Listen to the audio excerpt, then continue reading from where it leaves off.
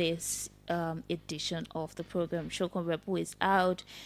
It means that he going to school, so I have to fill in the space. So today we have in studio as our guest Joseph Dima. He is the Director for Enrollment Services at the National Identification Registry. He is with us. As you may be aware, there's a hot in the entire process. We'll talk about the status right now, when they hope to resume. We'll talk about some of the challenges they had there at the National Identification Registry. We talk about the importance of the national ID card system in Liberia, the relevance of the ID card, and a lot of other issues we will talk about, because people have been talking, if I get out ID card, me, I'm citizen. So he's here today, and we will talk a lot surrounding these issues. So we just go to him directly because we are running against time. Good evening. Welcome to the OK Conversation. It's a pleasure being in your studio. Okay. On behalf of management of the National ID Registry, I want to extend greetings to the listening public, Okay. and those especially who have secured time to listen to this broadcast as we gear up to pass on very sensitive information about the National Identification System, the registry, and the ID process in Liberia. Okay. So how is the NIR so far since the suspension of the activities there? By and large, the registry is good. We've been in a situation very stressful, ensuring that the mandate of the registry is fully implemented, thus ensuring that citizens across the 15 political subdivisions have access to the national identification card, whether it's citizen status or resident status. So as an entity, we're good. Amid the temporary relaxation of issuing of new identification cards to members of the public, we are still open in terms of conducting other businesses, doing intensive review processes, all gear up to adequate preparation to enhance the level of efficiency so that the resumption will show a completely different phase of the registry and make the service delivery to the population. Okay. So now you're now working all together, but let's talk about the overall enrollment, the total enrollment that you've done so far. Great. That's very important. So the registry primary work as an entity of the government is to collect data and issue biometric ID to the population, citizen and foreign resident alike. As it stands, the coverage of the enrollment is around 16% of the population, 16% of the population. Okay. That is very minimal because we have a target as a country consistent with the United Nations SDG 16.9 that speaks specifically to legal identity for all by 2030. Okay. So as a country, we are under that obligation that by 2030, everyone in the borders of Liberia should have in their possession valid national identification card that they can be able to prove their status of citizenship anytime, any day. With that target, which is also consistent with aspiration 3 of the Africa Agenda 2063, that says the Africa will want by the year 2063. Under aspiration 3, that speaks to governance, rule of law, and justice. The issue of identity is a key element. And so what the government in general is doing, that the registry is charged with that responsibility to achieve on that front, is to ensure that Liberia as a country does not lag behind. Okay. We need to fulfill the international documentation expectation that we can be part of the Committee of Nations, that our population can be uniquely identified using national approved documentation like the national ID. Okay. So the enrollment stands at 15-16%. That is still very minimal. So as an entity, we are working to ensuring that the needful support is granted the registry, so that that obligation that we have and that governance issue that we have as a country can be met and can be met efficiently. Okay. I wanted to understand, you said everyone. Who are those you call everyone? What makes someone eligible? So the national ID, as per law, the act creating the national identification registry, that also in lieu thereof creating the national identification, the national biometric identification system, says everyone that lives in Liberia must be enrolled and issue a national ID. That lives in Liberia. That live once you're in the borders of Liberia, whether you are a Liberian citizen or a resident, the law requires that you must be enrolled. When we say enrollment, the system, you must show up and your biometrics. And so our system, fundamentally relies on what we call the ethics engine. That is the automatic fingerprint identification system. That's what the system relies on. So it means even foreigners have the Liberia. Very well. That will say everyone, citizen, non-citizen. So under the national ID card, there are two categories, and that distinction is shown by the status of the card, the status of the person. So basically, what the national ID card portrayed in terms of the information of the classification of the population is that it shows your status. Because when an individual applies, either applying based on what you have attained as a citizen or you are a resident. So when you apply and you are a citizen, your status is classified in the national ID as a citizen.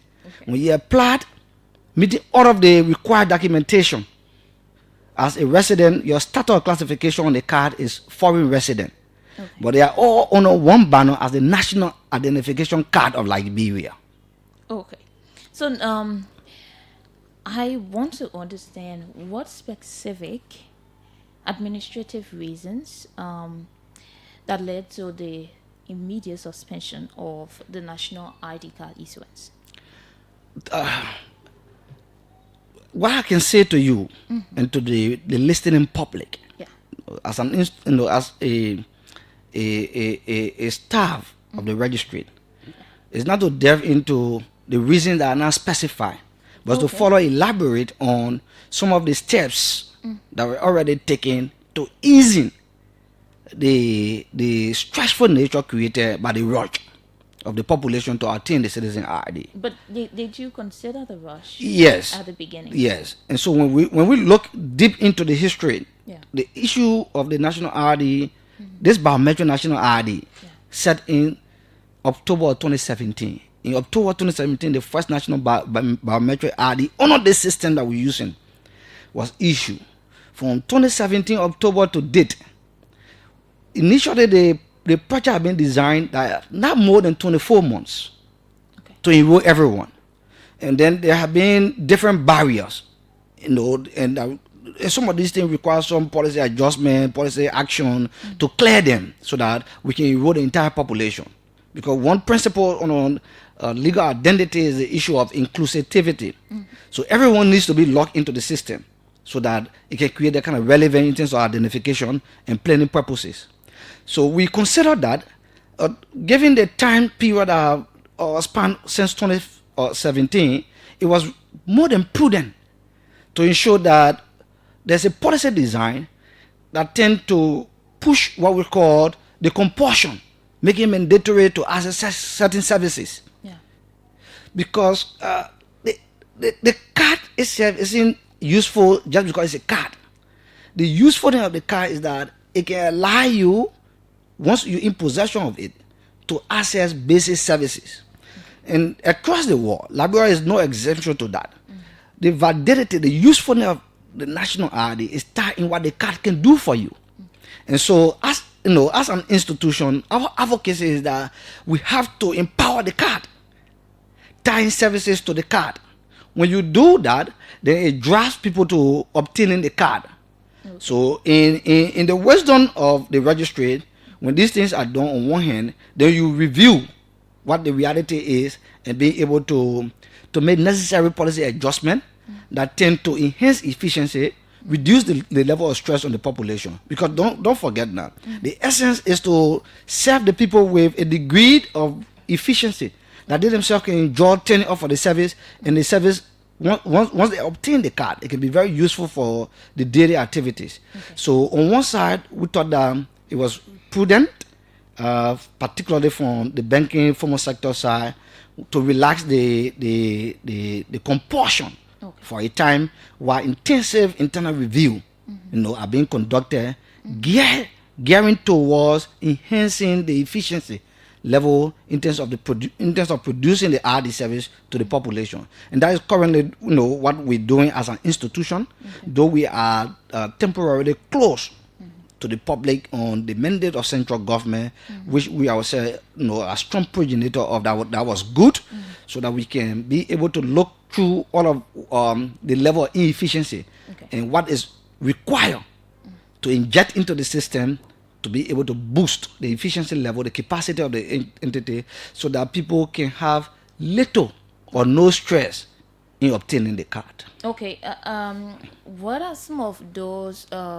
You are reviewing some of the policies and trying to reduce the compulsion. What are some of those things that citizens should expect will be reduced? Maybe there were certain things people talked about, using the receipts they get from you to access the services, since indeed they've already initiated the issues, the length of time it takes to get the RD card, and a lot of other issues. Decentralization. You're very correct, Fatu. Yeah. And so let me just throw in this. Yeah. And that's exactly what calls for the intense review process. Okay. And that's why we applaud central government in listening to some of the points that we raised, that one, to relax the compulsion for a time being while we strengthen the internal capacity. So one key thing that imposes tremendous stress on the system was the time they were taking people. Someone shows up, in our wisdom, and as an institution, what we really care about, when you show up at any of the enrollment centers, you shouldn't take anything beyond 15 minutes to get processed. You shouldn't take anything beyond 15 minutes to get processed. In addition to the time people were spending, longer time, they were spending hours. In addition to that, other people, because we have now fully decentralized from the county capitals to the district. People were on an obligation to live in a different district in cases in rural counties to migrate to the county capital where the enrollment centers are located. And so the distance covered, the cost involved, the time also has a cost to it. So the cost was really being compounded, and that to us as an entity, into central, in the purview of central government, that wasn't an efficient way to serve the population. So when we show up the next time, when all of the internal review processes are being done, geared towards enhancing the capacity of the registry in its totality, the next you will see is that there will be limited time when an individual shows up, because there will be many enrollment centers across the country, not less than 500 of them. As we speak, in the next couple of days, the registry and the National Election Commission are in a big collaboration. In the next couple of days, a memorandum of understanding is expected to be signed. Key among that is a logistic support from the NEC to the NIR.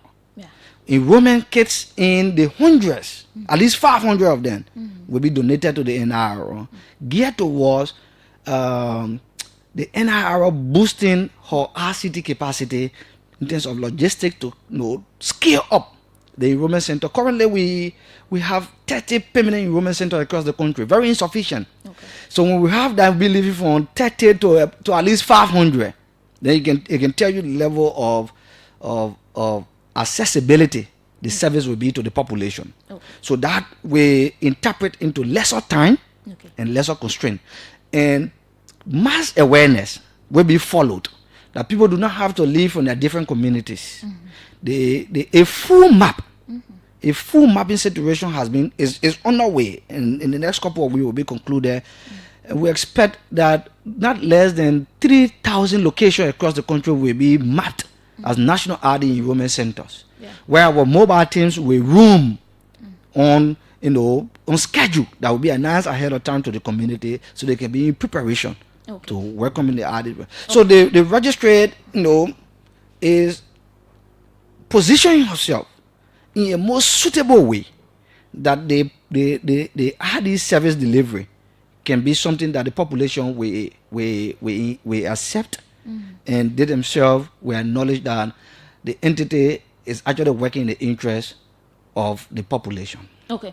Talking about the National Election Commission, during the 2023 elections, people were getting their cards in just in less than 30 minutes, sometimes 50 minutes, sometimes 10 minutes. You get your card.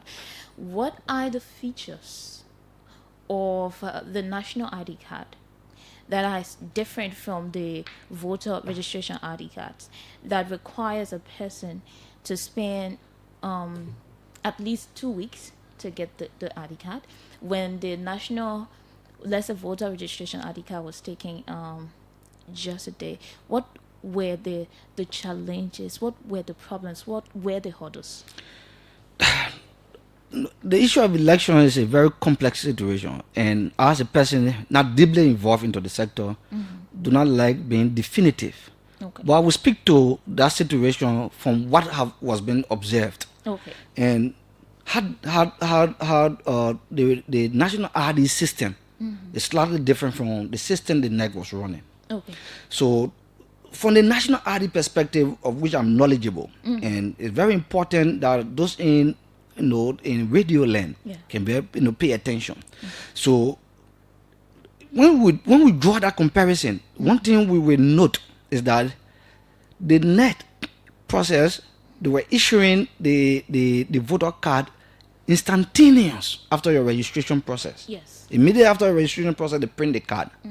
So the sad part there was the difference there. I want to say sad part because that's how the system was designed, and that from all reasonable perspective were very efficient and logical to do. Yeah. Because when you delay to process the card, you may lose track of the voters that register, and the card will be in your hand. You can't find them. And because it's an election based, the one will reason that people will have a valid argument that they didn't get their card from the National Election Commission due to their push deploy, though they registered, thereby denying them. And so the architecture, those behind the system that designed that way, will give them a pat on their back. On the technology side, they were issuing the card before doing what we call deduplication. So you are a journalist. So one sad part there was that the commission, after the voter registration process was being completed, they published that about 25,000 persons were caught in what we call multiple registration, or at least more than one registration. For our system, we do not do that. We do the deduplication, and we try to break that down before we issue the card. That's what brings in the time interval that you can get the card instantaneously after your registration, because we do not want to have that possibility where Fatu Kamaa registered at one point in time, say maybe in 2019. In 2025, she shows up. This time, for reason best known to her, was having some identity that she presented in 2019. And she now taking new date of birth. If we were to do card delivery before they do duplication, we issue you get a 2019 card, Fatu Kamaa, May 1, 2000, and then when you show up and you try to change any of your information, we still issue the card before we go find out. So what the system does effectively is that we collect the biometric, that's the fingerprint, and the system runs that fingerprint against all other fingerprint in the system, a million fingerprint in the system, all in an attempt to ensure that this fingerprint is in the system one and only one time. If this fingerprint is already in the system raises an alarm that the fingerprint, there is no new space for AI because it's already in the system. Okay. So between you know the technology involvement that tend to uniquely identify the individual, you have to have a turnabout period. But what we intend to do is to further strengthen the processing capacity, the logistical capacity, the RCT capacity. So the fingerprint is the only feature on the national ID card that prevents duplication. Yes, that's what the engine relies on. Okay. Because each individual fingerprint, no matter whether you people are twins or whatsoever, Okay. the 7 billion people on this God's earth, everyone has got a unique fingerprint. No two person got the same fingerprint. Okay. So that's the engine that the system relies on to say Fatu Kamaa is Fatu Kamaa. Blessing Nameless is Blessing Nameless. If Blessing Nameless attempts to enter into the system that she is already in as Blessing Nameless with particular date of birth, the system will raise an alarm that Blessing Nameless is already into this system. Okay. That's what we call duplicate attempt. So, what we're trying to do is to enhance the efficiency level to the extent that the card delivery can be next day. Okay. That calls for the deployment of much resources and efforts to ensuring that the capacity can be enlarged, can be expanded, and then the service delivery can be enhanced. Is that doable? Yes. All we can down to financial injection into the system to get out to that capacity. And that's one of the advocacy of the registry. Another front is why it is true over the last 3 to 4 weeks, there seems to be overcrowdedness at different centers. Okay. It is important to register here in these discourses that the number we see showing up cannot account for the total population of the country. So like we said to you, from 27 to date, about 15-16% of the population have been covered, have been enrolled into the system. Okay. So there's a significant gap, and that is primarily bordered on the barrier to entry. People have to pay it. Another point of advocate of the registry is we need to remove the payment barrier as a country in order to achieve the 100. Let me lay my thought on this. Okay. Just hold on. We need to remove the payment barrier. Yeah. And that is the success story of national ID system across African countries and some developed countries. You do not, because it is the issue of human right, and in addition to the issue of human right, it is the issue of data that is very invaluable to the state in terms of development planning. So because the data is so much of a value to the country, you want to collect the data of everyone, leaving no one behind. That's the principle of inclusion. You can do some and leave some out. And the way to do it is to remove the payment barrier and then enforce the compulsory enrollment in a limited time period once the capacity is enhanced. When we do that as a country, then we can be able to achieve both on the SDG 16.9 that speak to legal identity by the United Nations, the African Agenda 2063, Aspiration 3 that speak to governance, rule of law, and justice system. So, as a country, we've been following happenings in other countries. Next door in Sierra Leone, for example. When we started in 2017 with the National Biometric Identification System of Liberia, our neighboring country, Sierra Leone, were way behind. In May of this year, at the Premier African Forum on Identity, when Sierra Leone reported 93% coverage. When we investigated, they have removed payment barrier. So the question now is, did you not foresee all of these challenges when you started this entire process? Because a lot of people claim that you were not even prepared for this entire process. Now you're seeing tying the ID card to, I mean, every other service in the country, especially when it has to do with, finance or financial services. Did you not foresee that there will be this issue of overcrowdedness and a lot of other issues? Whereas, frankly, as an entity of the government in the sector and very cognizant about happening in the sector and the related activity of the sector, we took the time period to also view through what it would look like and what kind of needful adjustment can help both the country and the system the country has designed, the registry.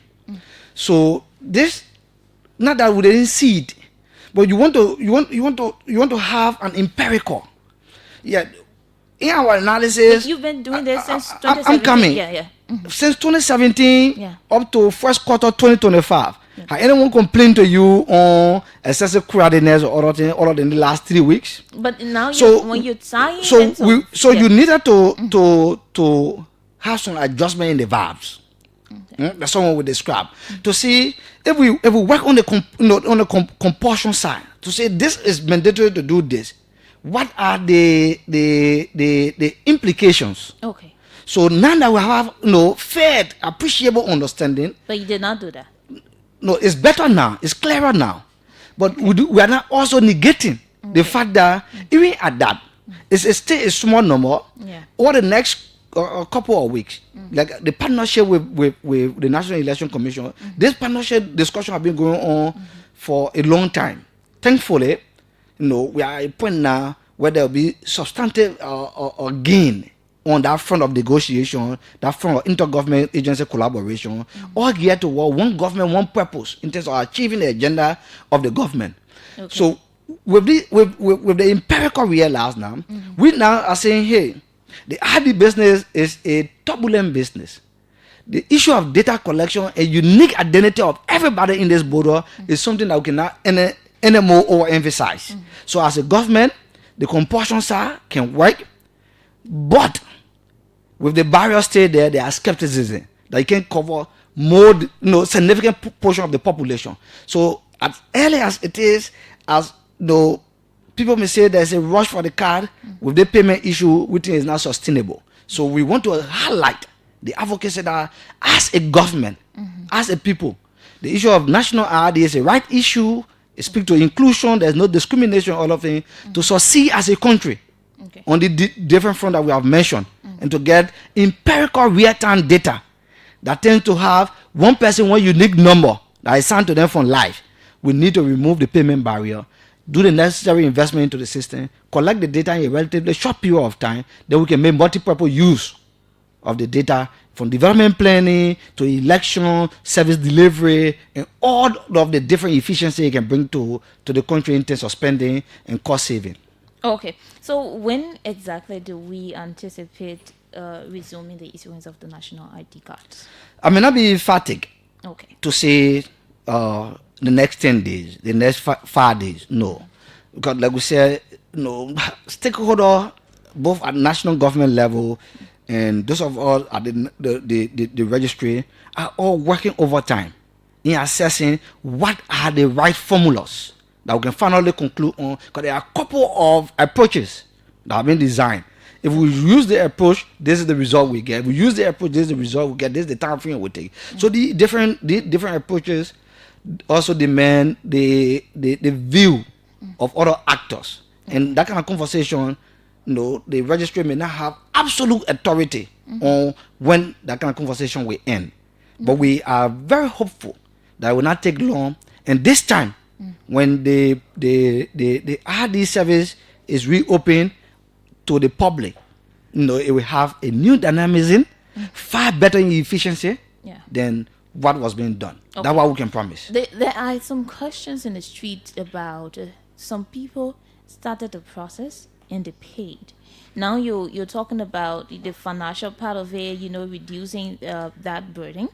There are other people who are saying, okay, we also paid. What I mean, should we expect as a solution from the National Identification Registry as it relates to these claims? So basically, in terms of the members of the population that showed up Yeah. and have already gotten receipt, their data were collected, it's being processed, and the cards are being delivered daily. Okay. So that is no new issuing. What the decision of central government is to now further open our doors Okay. to the public, and that's the reason why even before that decision, there's a temporary relaxation of the enforcement of the usage of the card. So with the two intersecting into play, it reduces the stress from both the population because you don't have now to only rely on the national ID. The central government has made some determination that you can use all the relevant national issue documents to get engaged with your daily transaction, pending the review process of our internal system and how we can improve on the service delivery. Was this directive, to suspend the services, a request of the NRR, or was it, a joint decision between the NRR and the Central Bank of Liberia? So if you read through, it's very explicit. Yeah. We look through what the essence of government is to deliver services with little stress or no stress to the population. So when we saw that the system was actually getting overwhelmed, then it became reasonable and logical to speak to the actor implementing the executive order that, hey, given what the population is faced with now, we need to have a recourse. And the way to go about this is to relax on the compulsion to use the RD for bank services. So you can relax on that. Then you take enormity of burden from the population that they can go about the normal way if there were no national ID for the time being. While in this interim period, thorough revision is being done because the ID process is a process that must be achieved. Okay. So it's a relaxation to serve the population in a better way, in a convenient way, in a less costly way, so that the population can embrace it even more than what we saw over the last 3 weeks. Okay, so we just have to open the lines. Other people are asking me to want to talk to you through calls, so we'll open the phone lines so that people can join the conversation this afternoon. 0777 700 995 0555 995 995 are the numbers to call and be a part of the program this afternoon. We have 20 minutes climbing up to 6 o'clock. 6 o'clock is the news here. We have our very first caller. Let's take this caller. Good afternoon. Hi, a pleasant good afternoon. Media practitioner, Fatu, Kamaa. Let me appreciate your guest. This is one of the activists, Jeremiah Kuba. And I do join you on District number 12. Go ahead. Yeah, I listened to your guest and he spoke well. This is why we have been raising the issue about the national identification card, the form and manner in which it was enforced. People were not like reluctant to get their cards, so we expect the government to just allow it flow and let people go and get it by themselves. When they're going to reach a point in time where people are going to be reluctant, then they're going to be compulsory. But all in all, let me appreciate national government for listening to us and putting us to that process. I listened to him, he said that they are now in partnership with NEC to see how best other centers can be erected within the country. I want to ask him, I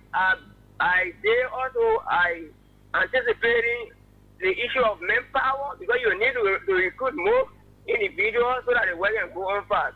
So are they looking in that direction to do that? Okay. All right. Let's take this one here. Hello? Hello, go ahead. Okay, let's hear you. Yeah, let me take this time to appreciate the guest for his deliberation. I think these are things that we need to be discussing for the farm of our country. Yeah, my question to him is because the area to get the identification card can be overcrowded. What are the plans that they will be able to decentralize the area that we got almost Johnsonville and other areas that can be able to bring some center there so that we can go there for it and will not get shut down. Because we don't want, because I don't want to, citizen got to get an ID card. But the process in which you get it is very much deplorable. We want them to have to set another site on the side so that people can come for it. Thank you very much. Thank you. Hello, caller. Hello. Hello, Fatu. Yeah, let's hear you. What's your name? Calling from Lane Street this afternoon. Okay. Yeah. Good evening to your guest. I have a question for your guest, please. And I want for you to please answer me. Okay. I'm a Bible believer. Why is it at this time people are forcing other people to get biometric, to register as a biometric person? It is part of the AI. Can you please answer me? Okay. Okay, thank you. All right. Let's use this caller. Hello. Hello, good afternoon. Good afternoon. What's your name? Where are you calling from? I'm Alfred Dewey calling from Oregon. Go ahead. Let's hear you. Yeah, I have a question. My question has to do with the identification. Okay, even though it was hard to get, but some of all were able to file for 2-3 days, going full file client is going to get online. Okay.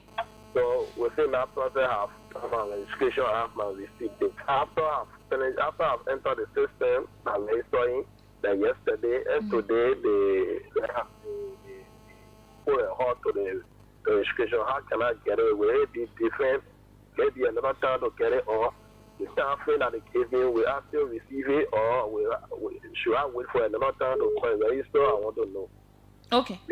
Because they gave me 1 week, and then the 1 week started, and I've been calling the number and they're telling me we haven't read it yet, we haven't read it. So I just want to know whether they have canceled this one in the system, and then when they restart again, whether we have to go. So I want to know.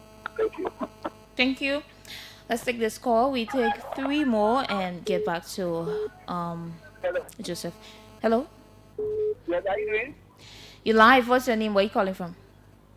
Okay, thank you. The name is Ambassador Divan, CFO Political Apostle, and I call from District 16. Okay, let's hear you. Okay, I just called to give my recommendation to the entire team. Firstly, let me appreciate the government for sustaining the project, and then for them to go back to that joint vote and bring another thing that will move the whole process smoothly.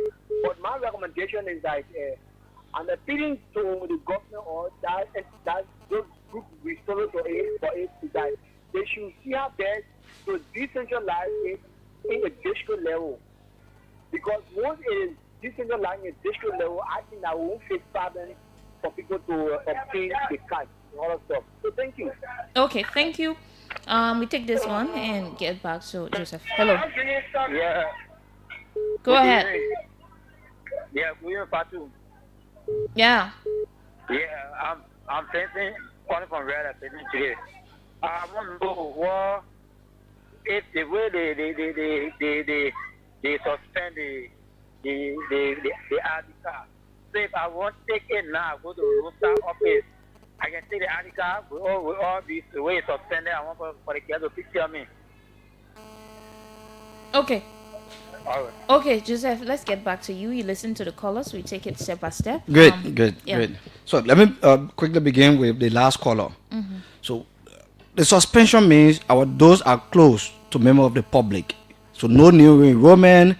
There's no transaction now with the public. That's what it means. So you can't go to any of the center. All of the center, they are there, but only to distribute cards that have been processed.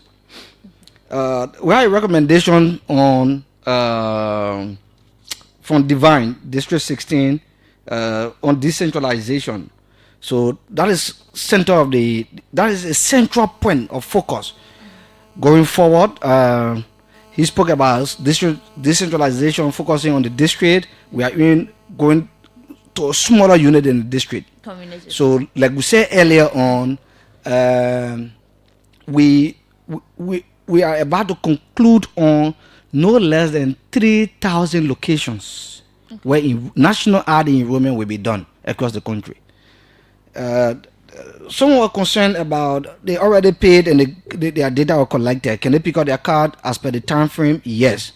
So we said earlier on, everyone who show up before the closure to the public, your cards will be processed, and the pickup time that was given you, you visit the enrollment center where you applied and pick up your card. Some were concerned about manpower. Obviously, part of the metrics to enhance the service delivered, at least 500 centers across the country, we required additional workforce. So the registry will indeed beef up her capacity in terms of personnel, in terms of staff, for different reasons, all geared towards enhancing the service delivery so that the number of centers across the country that should be operational are meant by people who will be trained and they can be able to perform the task for which they will be hired. Someone asked a question that I will devote some time to, and he was particularly concerned about what biometric registration. He's a Bible-believing person or a theologian, or is it part of AI? What we can say to him is that if you are in a small village of 10 persons and everyone knows everyone, there will be no problem with identity theft. In a fast-moving world where people are moving about on a daily basis, and you are interacting with different people, there is a compelling need for every society to be able to uniquely identify each and every person. Okay. So that it curtails fraud, it curtails what it does effect. What biometric does effect is that it shows you up and you cannot hide. You cannot duplicate yourself. As long as, say for example, the system that we're currently running, as long as we have enrolled everyone in this country, each person is assigned a unique number. That number is what we call the unique identifier. So for example, I'm Joseph Dima. There could be 100 Joseph Dima across Liberia in time to come. But if each of the 100 Joseph Dima are enrolled into the system collects each and every one fingerprint and assign unique number, thereby distinguishing Joseph Dima from the rest of the 99 person. So what it does in effect is that it brings about reliability in terms of when you're dealing with Joseph Dima with that national ID and that number, there's no way another person can be that Joseph Dima. Joseph Dima cannot deny that he's not that Joseph Dima. That's the value that biometric national identity bring to society. Say for example, if government wants to have some intervention in a community where there is maybe disaster or some relief program, social welfare program, the way to efficiently reach that service delivery to the intended people is to use unique identifier. Other than that, you could be government. The program is intended to serve maybe 50 persons, but 5 persons could show up and serve 3 different times or 10 different times, and then you only be serving 5 instead of serving the 50 person. That at the simplest, at the basic level, is what biometric intends to solve. Okay. So, for example, in telecommunication, the intent here is we use national identification card to register our SIM cards, for example, in the telecommunication sector. So if you pour Yakbawolo and you have your telephone number, your SIM card from Lone Star, from Orange, or from both companies, and you register, you must use your national ID to register, that number is tied to you. If there are anything that seems to be of a fraud nature, society investigation can trace back to you. So that will bring us now to look at our system uniquely. The NIR national database relies on 3 key principles: existence, uniqueness, and traceability. When we say existence, no one gets the national ID except the person is alive and shows up by providing their data and their fingerprint are collected. When that fingerprint is collected, it's run against the million fingerprint in the system to ensure that that fingerprint is not already in the system. When that is done, if it is not there, the unique number is generated. That is tied to your fingerprint, tied to your picture, tied to the document you submit. And that number, at any basic time, can be traced back to you, and exactly to you with no confusion, because it is biometrically generated. And that's why we tell the people in the public, the national identification card is a biometrically backed card. It is generated from a system that is of a solid, foundational biometric base. Therefore, the card that is produced from that system is biometric.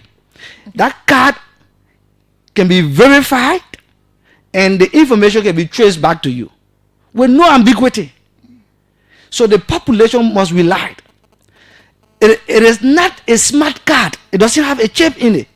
And by the matter of fact, we want to spend some time. I don't know how many minutes we have.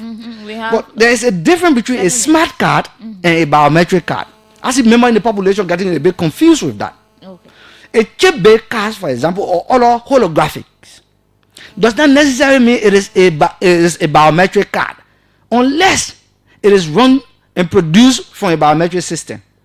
Other than that, the factories that are just producing these blank cards with chip based in it and other holography doesn't mean it is biometric. Registration was biometric. Yes, because when you went to the voter registration process, they collected what?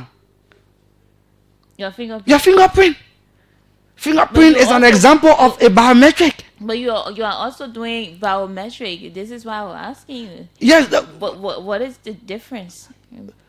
But then you said the system design are a bit different. Okay. The system design are a bit different, and the intent for which the system have been designed. So in the ecosystem, for example, when you have a system that is focused on just one purpose, we call that kind of system a functional system. We call that system a functional system. It is a single purpose base. Okay. The national ID system is not a single purpose base. That's one key difference. Okay. It's a multi-purpose base. Okay. So it's what we call foundational registry. With the review, this entire revision process affect the features of the ID card? Those are on the minimal side. It's a discussion and cost implication. We can decide as a country to have high quality blank cards. They mean they are biometric until they are run through the biometric system and personalized from a biometric database. They become biometric. But as a country, we can decide what is good for us. But we give, as actor in the sector, we draw example from what happened in other countries and the success story, so that we don't make similar mistake. So, for example, in Ethiopia, the host country of the just ended ID for Africa conference, where country will display the different systems and the different technology and the different approaches, the different policy instruments that have been deployed, all geared towards unique identity. In Ethiopia, for example, they do compulsory ID registration, national ID registration, free of charge, but the card is optional. They don't issue card. And from our discussion with many actors, stakeholders in the ID environment internationally, they said to you, hey, it is not, you have to review your capacity in terms of finances. It's not prudential to say you will make the card mandatory for everybody. You could look through to say, we'll make the card optional. Sector that demand the presentation of the physical ID can demand those people that are interacting in that sector, and they can demand the printing of the card. But make the enrollment compulsory, because you need to collect the data of everybody. That's how the system become more useful, to government. So these are all policy options that we can advance, and we can look at the advantages and disadvantages and make a decision as a country. But what we want to make clear is that the card that is being produced by the National Identification Registry is a derivative, is a product of a biometric system that no one can argue. Henceforth, the card produced is biometric. When that card, the first thing, the code on it is readable. But to get access to read it, because it's the way it's designed, you know, to be able to read it, you need access from the National ID Registry. So anybody who reads any one card the registry can track that. Any institution, that's why normally we deal with institution in terms of being able to verify the card. So I hear some people say the card is not biometric. I don't know whether the question that the system is not biometric. Okay. Because cards themselves, as they are produced by card producing company, they are not biometric. Okay. It's the system through which the personalization of those cards are done that makes it biometric.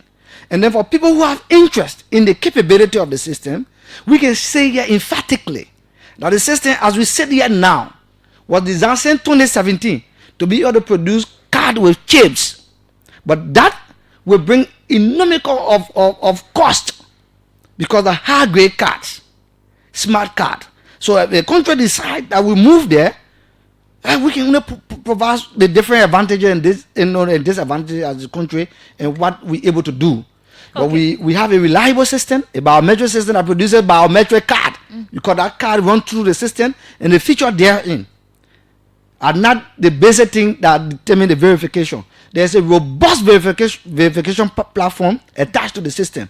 That even if you show up with your ID number written on piece of paper and you appear to any institution that has access to read your information from the database, because they will take responsibility, and you give them that 10-digit number and you give them your last name and date of birth, they will pull out your information. That can be the person doing that can be able to say, yeah, you are the one, and this number is your biometric number indeed. Joseph, you have 1 minute to wrap up. And so to wrap up, the registry stands ready. There are internal review processes. There are consultation on how the government through the registry can enhance the national ID service delivery to the country, so that people can be proud of the data that will be collected, and the data collected thereof can be for multiple uses. And another advocacy that the registry has as a foundation registry is to discourage central government for investing in other biometric system. We can do the biometric of our people, of the population, just one time, and every relevant agency, all agencies of the government and private sector can feed from that database, which will enhance service delivery, which will keep the spelling of people's name, the date of birth of people just as unique as it is, so that there can be no conflict in how people spell their names and all of things. So we stand ready with a review process that the registry will enhance our capacity in the next couple of weeks. And we stand ready that once all of the consultations are over, the government of Liberia through the National ID Registry will be perfectly positioned to serve the population in a dignified way, in a way that is more encouraging and appreciated by our people. Okay, Joseph, thank you so much for coming. We have to go 1 minute up to 6 o'clock. Next is the news on OKFM 99.5. My name is Fatu Kamaa. I'll be here tomorrow morning. Thank you for listening, and I'm out of here.